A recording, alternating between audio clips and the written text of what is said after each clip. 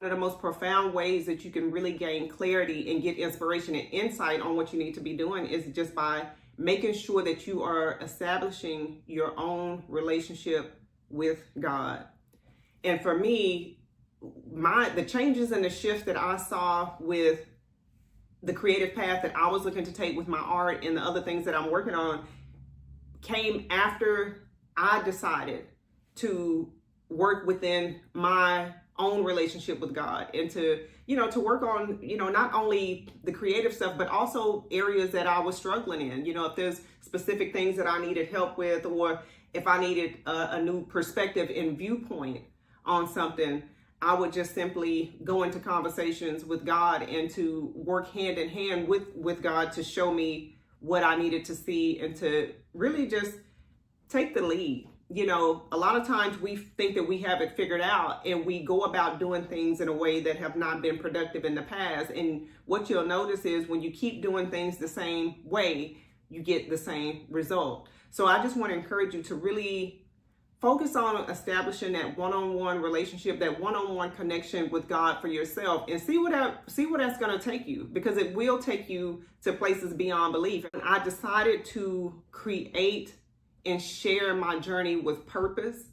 And when I invited God to come in and to really lead the path that God wanted me to be on as far as what I'm here to do, my own purpose, that's when the doors of opportunity started opening up. That's when things started coming about. When I was able to really delve into my creative gifts and abilities to really be unapologetic about my own way of doing things.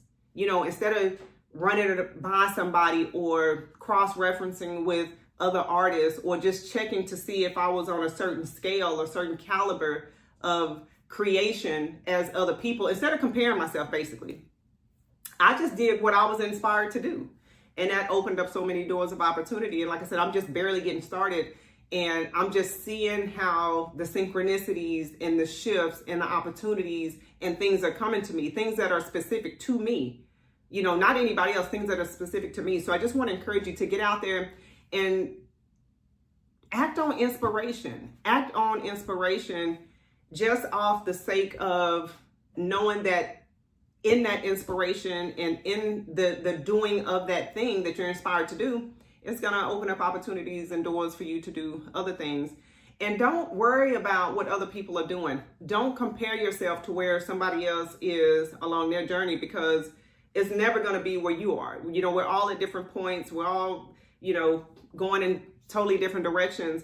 And you don't want to get yourself off your creative path when you look over and glance and see what somebody else is doing. Focus on your own work. Focus on what you're doing for you. Things that bring you joy, things that light you up, things that bring you peace. Think back to when you were a child, those things that really gave you joy and inspiration. Those are clues, those are hints, those are indicators of things that are purposeful, not only for you to go in and to share, but it's also purposeful for us and other people to hear it and to be inspired by it.